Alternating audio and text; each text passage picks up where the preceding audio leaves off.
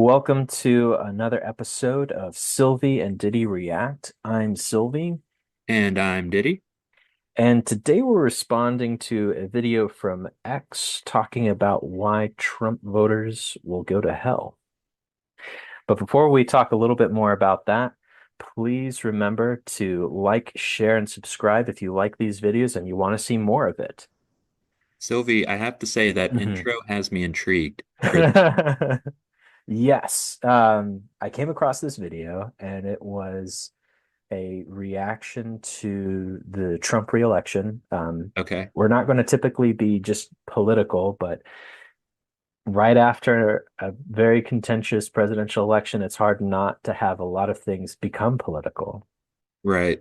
Um, so let's get into this. If you could share it, there's a brief descriptor, and then we will start watching and reacting to it.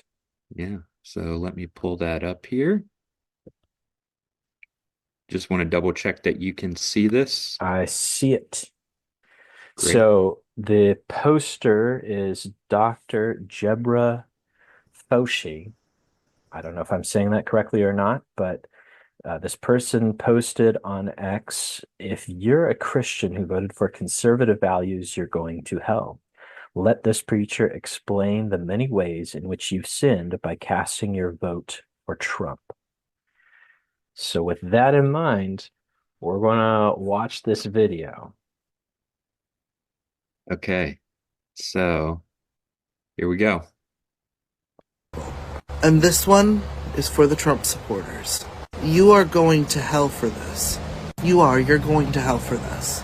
You have blatantly disregarded your neighbor. You have failed to care for the widowed, the orphaned, and the immigrant. You have committed idolatry.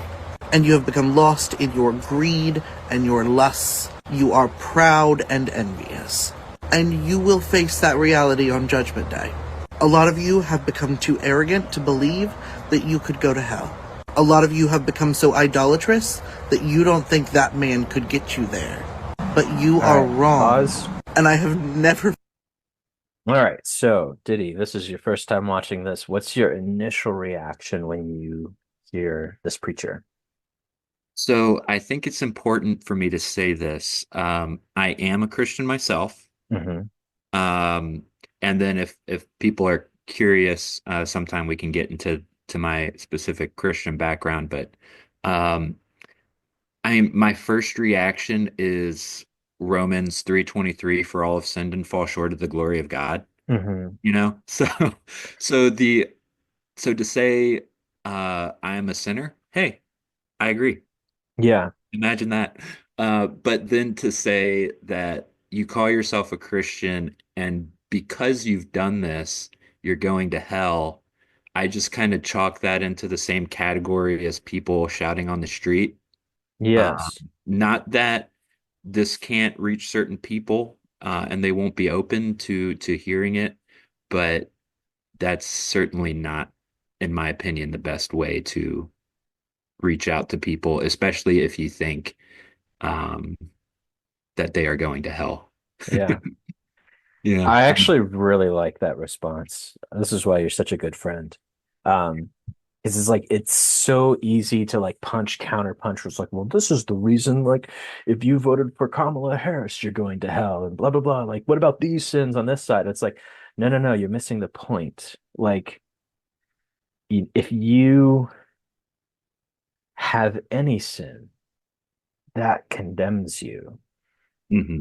And I like how that's your first response because like that was my response too. Is like, you know what?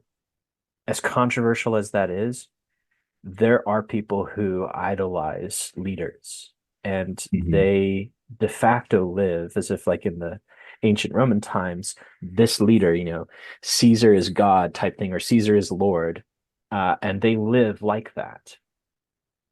And I think that that's something that I'm going to agree with the preacher. The preacher is right that a lot of people don't think that they can fall into that danger because they go to church, Hmm. but then they live from Monday to Saturday with a different Hmm. religion.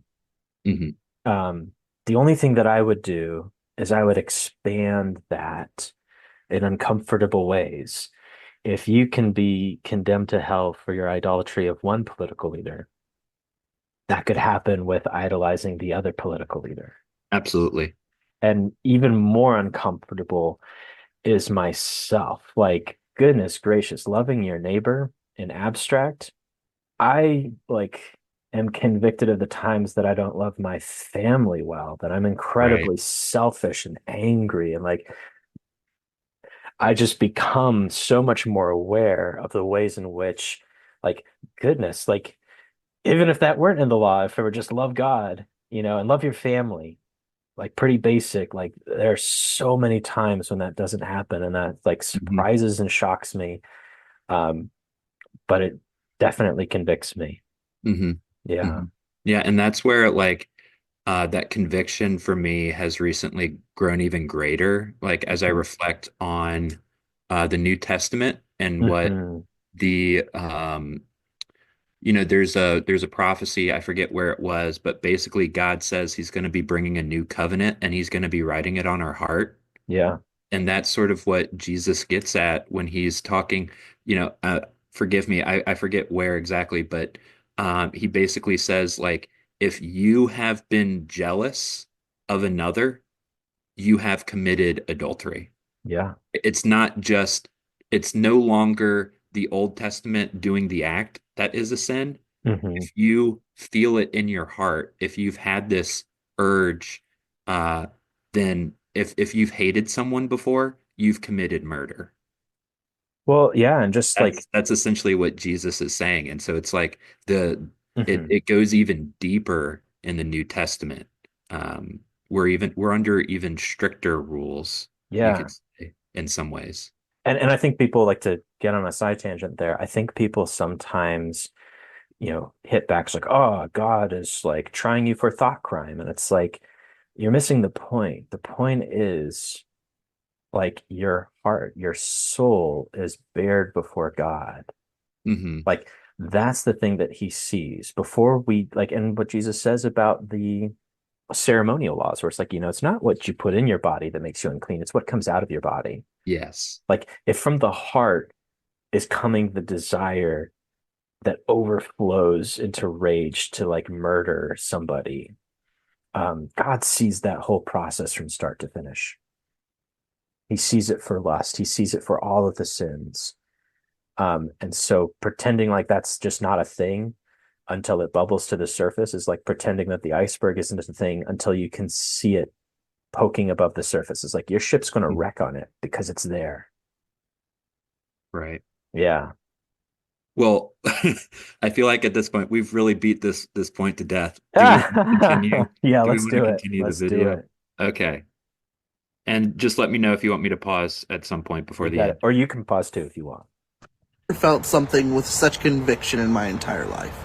And I don't come to you as a saint, I come to you as a fellow sinner. You can repent.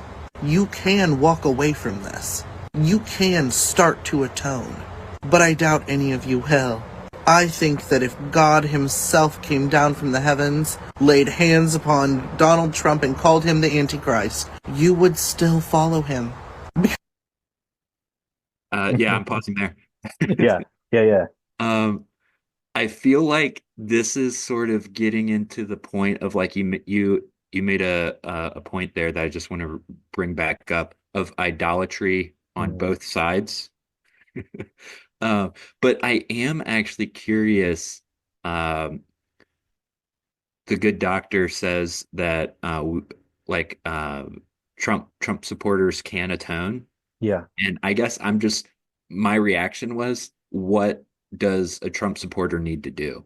Right? What does someone, because you Right. can't take your vote back, right?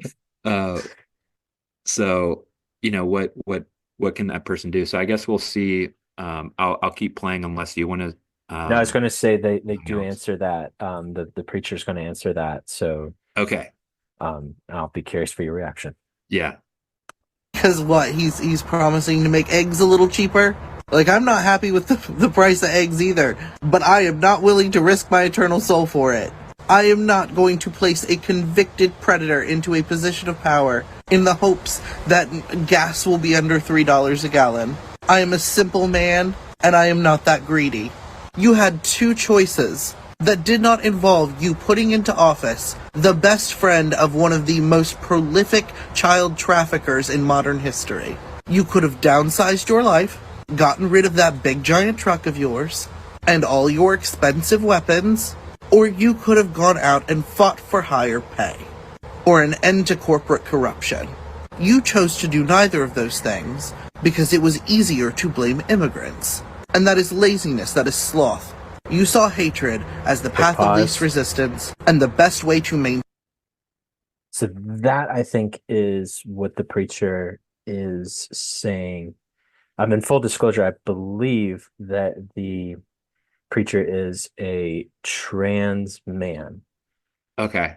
But yes, the argument basically was you could have sold your guns and gotten a smaller car, or you could have gone and asked for people to get higher pay.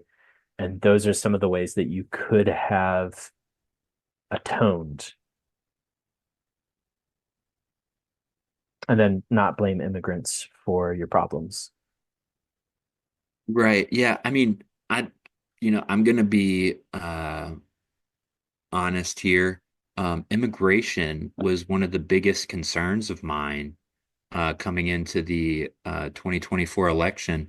And like, I mean, first of all, the thing I do want to say is I um would hate for the result of this election to cause legal immigrants any injustice in some, like I kind of say Mhm. that as a broad term. Like I don't want the legal or yeah, the legal system of immigration to be um impacted by any of Trump's policies. Mhm. Absolutely. But just the scale of illegal immigration that was occurring, um, and certainly that has resulted in a lot of criminals crossing the border. Mhm. And it's like that has had an impact on very many people. And you even have like that town in Colorado. Yeah. I will say I haven't checked to see what the current state is, but the fact that for any period of time you basically had a gang controlling apartment buildings and extorting the residents. Yeah. Um, hello, this is the United States of America. How is that even allowed to happen uh, to any degree? So I feel like we do like no matter what side of the aisle you're on, I think we can all Mhm. agree that there are a lot of bad people coming into the country, and Yeah. those bad people definitely should be sent out. I think I that doesn't seem like a very controversial statement to me. Yeah. And obviously we want the good people to stay. We want the Mhm. people who will benefit our economy, who will start small businesses, who are Mhm. coming in for to study in universities, right, and become the next thought leaders of the next generation. Like we want all of that to happen for sure. Right. And Um, I was going to so, say too, like to be fair, the problem of immigration, I remember like in the Bush years that was something like, oh yeah, we should do something, and nothing ever happened. mhm, And uh, like the thing that I can't help but notice is that when these issues get kicked down the road again and again and again, eventually you get to people who are so fed up that they do have an extreme reaction. right. Um, I was Bukele in, I want to say Ecuador or El Salvador, I forget which one, where he's basically created these super prisons and he's arresting anybody that has gang tattoos. Like Wow. you get this extreme reaction because people tolerated the violence and like Mhm, the breaking down of law and order. And that's neither, a left nor right thing, I should hope. mhm. Um, but it means that you have to create fair and just laws, and then you have to fairly and justly uphold them. When Right. that doesn't happen, I think you get this Hmm. frustration that builds Hmm. with the people. Hmm. Yeah. Right. And that's where if you're not upholding the laws, you have people that take advantage. Yeah. And that's something that I see being reported on the border of like, families and children that end up in terrible situations as a result of what's going on at that border. It's like that I my opinion is that more suffering is occurring because our border is so open. Right. And I would That say, so even if you want the most open and loving immigration system, great, make the laws for that and then follow those laws. The right. worst thing you can do is have a system that's complicated and then not enforce it. Hmm. Like, you need to change, like, personally for me, and I know I'm going on a tangent again. Um, I would prefer sort of this process where you would have businesses or organizations that sponsor immigrants, like a sponsorship program, because I think that Yeah. quotas are dumb, but I also think there needs to be a vetting process. And I think that when you externalize costs for new populations, like, that leads to less accountability. But let's say, the Catholic Church wants to have a lot of migrants that they'll take care of, like, that's great. But then they Yeah. know that they have to be responsible for those people. It's like, if Right. you have a party and you're responsible for the guests that you invite, like, Hmm. I don't want to arbitrarily tell you you can only, like, no party should have more than 100 people, but it's like, no, like, you need to be able to provide for as many people as you invite to your party. Right. Yeah. Yeah. Okay, so before this gets too long, Tangent let's done. let's just go ahead and ride this to the end Let's and write then it to the end. yeah. Maintain your lifestyle. And you took it. You took it at the expense of the lives of so many of the neighbors you are supposed to be loving. You have failed as a Christian. You have failed to live up to the expectations of Christ. And we all do at some point or another. But you need to repent. And I don't believe in hell as a place of eternal fire. No, I think hell is going to be something so much worse for you. Because if you got thrown into a pit of fire, if you were tortured for all eternity, you would never learn anything. You would just feel slighted by God. You'd fall on your knees and feel persecuted. And you'd cozy up to the devil for perks. Because that is what you have been doing for your entire life. That is what you did with this election. No, here's what I think hell is for you. I think hell is a place where you're going to have to face the fact that you were wrong. And you're going to have to sit there in the silence, in the emptiness, in the nothingness, for however long it takes you to figure it out. For however long it takes for you to learn how to live in a society with other people in it. That is the burning you will feel. Okay. So, so honestly, the first thing I want to say is the the Batman Joker meme. We live in a society. Yeah. Um, no, but the the discussion of hell was very interesting. So from the Christian perspective, I Yeah. mean, Sylvie, correct me if I'm wrong on your understanding of hell, but hell is not an eternal fire.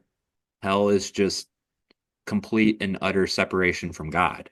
Yeah. I was actually going to say, Hands down, yeah. simple, no questions asked. That's all it is. Hmm. Um, so, and yes, in that time, I guess we don't necessarily understand what the afterlife will fully be, but yeah, I mean, you'll have to face your reflection of the fact that you are separated from God because of your beliefs or because of actions that you did while you're alive. But yeah, I mean, so I guess my first reaction is I think that uh that the good doctor might be mistaken on what hell is.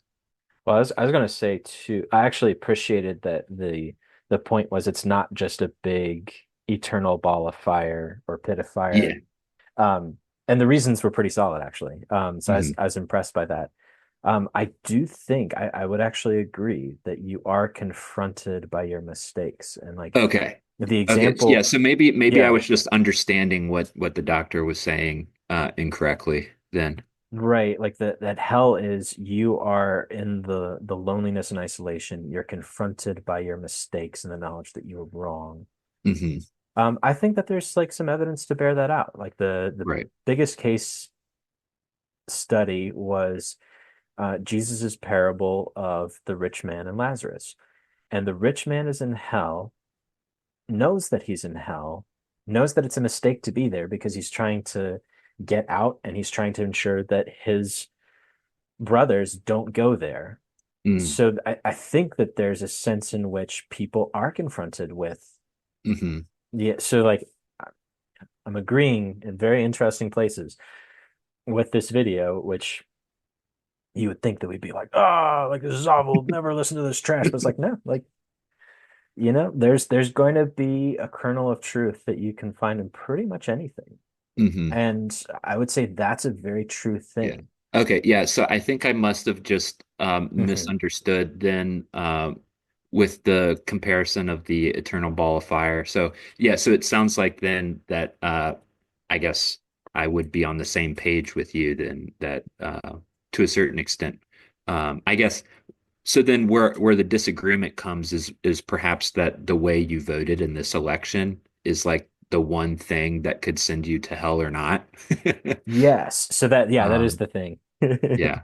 Yeah, and that's like my one kind of reflection, like one of my general reflections of this is, I guess to anyone watching and has made it this far, like first of all, thank you for watching this, but also is that I sincerely hope that you do not lose friends because of how you voted in this election one way or the other, or even if you didn't vote. I would hate for that to be the thing that drives a wrench between your family or your friends. Um, and I guess that's one thing where I disagree, where it seems like the doctor is sort of Hmm. supporting that idea to a certain extent. It sounds like this person would not want to meet someone face to face who voted for Trump. Yeah. And I would not want someone to feel that way. Whether Yeah. you voted one way or the other, that's the one thing that's been really disappointing in recent years. The political rhetoric Hmm. from both sides, I think, are just it's just like the other side is complete evil. Right. The other Yeah. side is communism. The other side is fascism. It's like, Yeah. Yeah. And like you so, even saw it in like the clip back there where the preacher was saying, we all make mistakes. I make mistakes. Like, so there's some of this, like, I'm trying to get on your level, but then it's always kind of followed up by like, but yours is worse.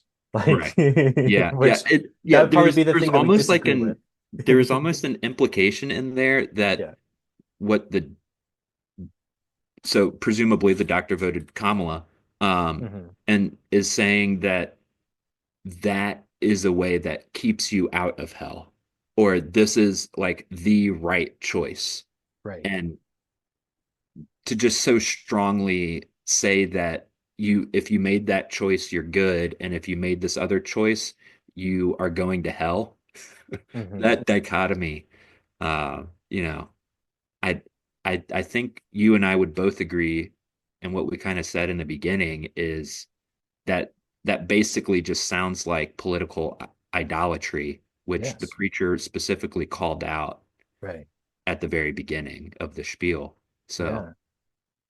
Yeah. And I would second that. Kind of my closing thought on this, and then I'll get to your closing thought.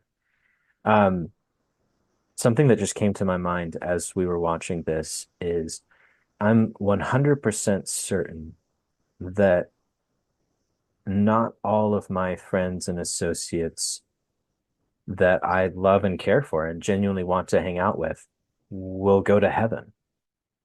I think statistically that's not likely that everybody I know and everybody I hang out with will go to heaven, but that doesn't diminish my love for them and my desire to associate with them. mhm.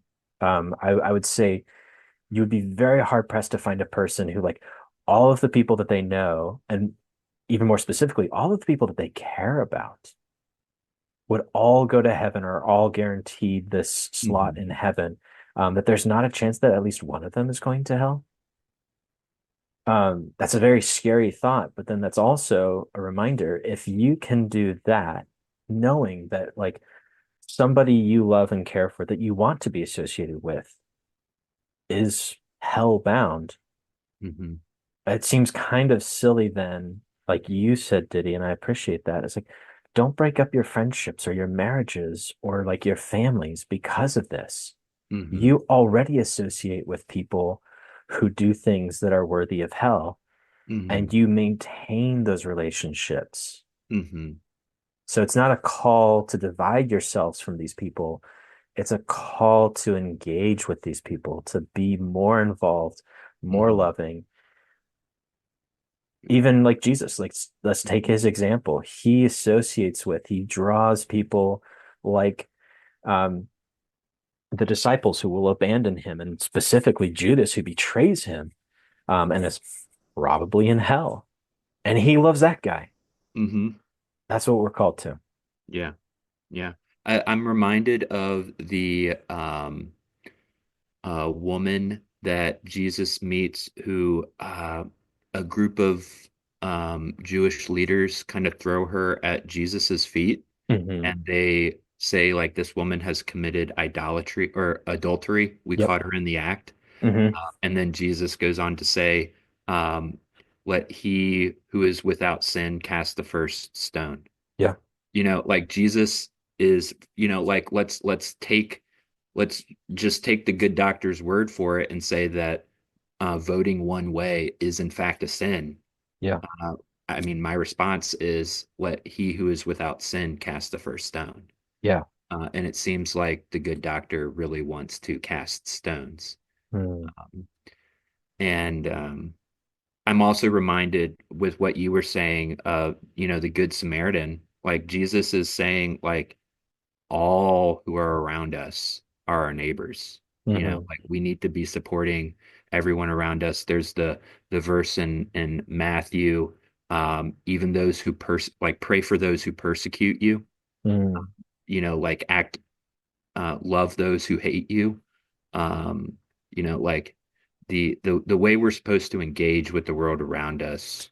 Um, like you said, uh, there are things that I agree with that the doctor says, but I think the general vibe I would disagree with because it seems like there's a lot of anger, uh, Mm. and I think just engaging in a more loving way with the world around us um, Yeah. is what's called for. Well, thank you for listening to us. Join us next time. And if there's a video, a thought, or a comment that you would like to leave us to discuss on our next video, our emails, mine and Diddy's, will be in the description below. Mhm. Thank you for watching. Don't forget to like, share, and subscribe.